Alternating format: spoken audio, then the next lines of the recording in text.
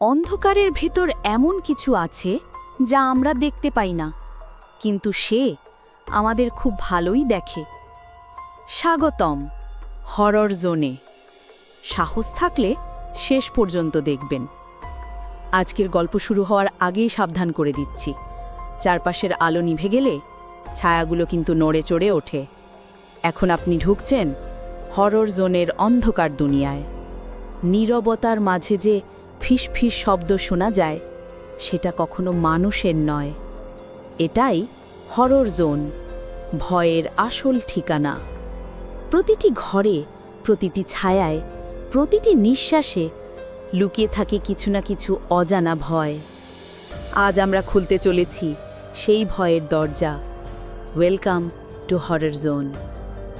আপনি কি প্রস্তুত? তাহলে চলুন অন্ধকারে ডুবে যাই। এই হলো হরর জোন। গল্প মৃতব্যাধের ছায়া।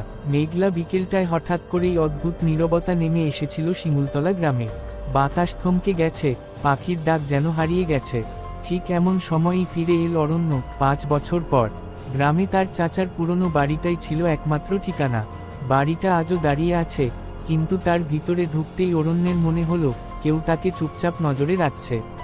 পুরনো কাঠের দরজাটা ঠেলে খোলামাত্রই এক দমকানো পুরনো গন্ধ আঘাত করল। মনে হচ্ছিল বহুদিন কেউ এখানে থাকেনি। ধুলোয় ঢেকে যাওয়া টেবিল, ভাঙা জানালা, আর দেয়ালের কোনায় কোনায় জমে থাকা মাকড়সার ঝুল, সব যেন মৃত সময়ের সাক্ষী। কিন্তু অরণ্য টের পেল, ঘরে ঢুকতেই তাপমাত্রা কয়েক ডিগ্রি কমে গেল। গায়ে কাটা দিল, এত ঠান্ডা কেন? কিন্তু প্রশ্নটা ঘরটার কাছে কোন উত্তর পেল না। 2 অদ্ভুত খাতা। চাচার পুরনো আলমারি খুলে অরণ্য আবিষ্কার করল এক পাতলা চামড়ার মলাটের ডায়েরি। উপরে লেখা মৃতব্যাধ। কৌতূহল তাকে পাতাগুলো উল্টাতে বাধ্য করল। প্রথম পাতায় লেখা ছিল, যে রাতে এদের ডাকা হয় তা নিজের মৃত্যুর তারিখও লিখে যায়। যদি ডাকাটা ভুল হয়, ছায়াগুলো ফেরত যায় না। অরণ্য মুচকি হেসে বলল, চাচা আবার এসব অতিপ্রাকৃত ব্যাপারে ডুবেছিল। কিন্তু পরের পাতায় চাচার হাতের কাপা লেখা, অরণ্যকে সাবধান করে দিও, সে যেন এই খাতার শেষ পাতা কখনো না পড়ে। অরণ্য থমকে গেল। তার নাম এখানে কেন? বুকের ভেতরে চাপা ভয়ে জমতে শুরু করল। 3 রাতে প্রথম অদ্ভুত ঘটনা। রাত গভীর হলেই বাড়িটার ভিতরে অদ্ভুত শব্দ শুরু হলো। শিক টেনে ধরা দরজার ওপারে কেউ যেন ধীরে ধীরে হাঁটছে। পুরনো মেঝের কাঠ কেঁপে উঠছে ধীরে ধীরে। অরণ্য টর্চ হাতে নিয়ে ঘর থেকে বের হলো। এর আগে যতবারই এসেছিল, বাড়িটাকে এমন লাগেনি। হঠাৎ করেই বাতাসের মতো করেই কেউ ফিসফিস করে বলল, ফিরে এসেছ।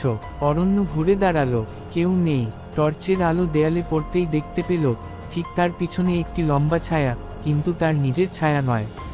ছায়াটির মাথা তার চেয়ে অনেক বড়, আর ঘাড় নেই। টর্চের আলো পোড়ামাত্রই ছায়াটা ধীরে ধীরে দেয়ালের ভিতরে মিলিয়ে গেল। 4 গ্রামের মানুষদের সতর্কবার্তা। পরদিন অরণ্য বাজারে গেলে গ্রামবাসীরা চেয়ে থাকে অদ্ভুত দৃষ্টিতে। একজন বৃদ্ধা এগিয়ে এলেন, এই বাড়িটাই আর থেকো না বাবা। তোমার চাচার মৃত্যুটা স্বাভাবিক ছিল না। অরণ্য জিজ্ঞেস করল, কি হয়েছিল? বৃদ্ধা কাপা গলায় বললেন, মৃতব্যাধকে ডাকার চেষ্টা করেছিল তোমার চাচা, যে আত্মা মৃত্যুর ঠিক আগ মুহূর্তটা দেখিয়ে দেয়। কিন্তু সেই আত্মার সাথে খেলা করা যায় না। ছায়াগুলো যখন একবার কাউকে দেখে নেয়, আর ফেরে না। আর চাচা? বৃদ্ধা তাকালেন চারদিকে, তারপর চাপা গলায় বললেন, মৃত অবস্থায় পাওয়া যায়, কিন্তু দেহের ছায়া ছিল না। অরণ্যের বুকের ভেতরটা ঠান্ডা হয়ে গেল। 5 খাতার শেষ পাতার সত্য। রাতে প্রচণ্ড বৃষ্টির মাঝে অরণ্যের ঘরে দরজার কপাট কেঁপে উঠছে। বাইরের ঝড় যেন বাড়িটাকে কাঁপিয়ে দিচ্ছে। অরণ্য আর সহ্য করতে পারছিল না। চাচার মৃত্যুর রহস্য জানতে চাইছিল। সে আবার সেই খাতাটা হাতে নিল। শেষ পাতার উপর রক্তমাখা দাগ। পাতা খুলতেই লেখা, অরণ্য, যখন তুই এটা পড়বি, তখন মৃতব্যাধ তোকে দেখে ফেলবে। দৌড়াবি না, লুকোবে না, কারণ সে তোর ছায়ানাশ দেখতে এসেছে। অরণ্যের কাপা হাতে খাতা পড়ে গেল। ঠিক তখনই জানালার বাইরে বজ্রপাত হলো। এক ঝলক আলোয় সে দেখতে পেল জানালার ওপারে দাঁড়িয়ে আছে কালো, লম্বা, মাথাহীন ছায়ামূর্তি। 6 ছায়াঘরের ভিতর। অরণ্য দরজার দিকে দৌড় দিল, কিন্তু দরজা খুলতেই দেখতে পেল করিডোরটাই পরিবর্তিত। এটা আর আগের বাড়ি নয়। দেয়ালগুলো কুয়াশার মতো ঢেউ খেলছে। আলো নেই, কেবল ছায়া। একটি অদ্ভুত কণ্ঠ ভেসে এল, ছায়ার ঘরে স্বাগতম, অরণ্য। চারদিক থেকে ছায়ারা বেরিয়ে আসতে লাগলো। লম্বা, বিকৃত মুখহীন সত্তা, যাদের চোখ নেই কিন্তু তাকিয়ে থাকার অনুভূতি তীব্র।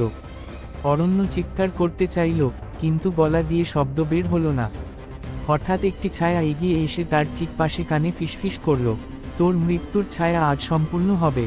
7 চূড়ান্ত রাত। ছায়ামূর্তিগুলো অরণ্যকে নিয়ে যেতে লাগলো বাড়ির সেই পুরনো ঘরের দিকে, যেখানে চাচার দেহ পাওয়া গিয়েছিল। দরজাটা খুলতেই ভিতরে এক কণ্ঠ ঘুরে ফিরে ছড়িয়ে পড়ল, মৃতব্যাধ অন্যায় ক্ষমা করে না। হঠাৎই অরণ্যের পায়ের নিচের ছায়া আলাদা হয়ে গেল। তার নিজের ছাটা ধীরে ধীরে উঠে দাঁড়ালো, তারই মতো অবয়ব, কিন্তু মুখ কালো ফাঁকা। ছাটা বলল, আজ থেকে তুই আর তোর ছায়া নয়, তোর ছাই তুই। এক ঝাপটায় ছাটা তার দিকে ঝাঁপিয়ে পড়ল। পরদিন সকাল, বৃষ্টি থেমে গেছে। গ্রামবাসীরা দেখে অরণ্যের চাচার বাড়িটার দরজা খোলা, জানালা ভাঙা, কিন্তু ঘরের ভিতরে অরণ্যের দেহ নেই, কেবল দেয়ালে লেখা, ছায়ারা ফিরে এসেছে। আর ঠিক দরজার সামনে দাঁড়িয়ে আছে একটি নতুন ছায়া, যেটি কারো নয়, শুধু অরণ্যের অস্তিত্ব মাত্র। আপনি এখনই শুনলেন হরর জোনের ভৌতিক কাহিনী। যদি গল্পটি আপনার ভালো লেগে থাকে তবে লাইক, শেয়ার আর সাবস্ক্রাইব করতে ভুলবেন না, কারণ রাত নামলেই অন্ধকারে আবার ফিরে আসবে ভয়ের ছায়া। পরের গল্পে আবার দেখা হবে, হয়তো আপনার পাশেই কেউ দাঁড়িয়ে থাকবে।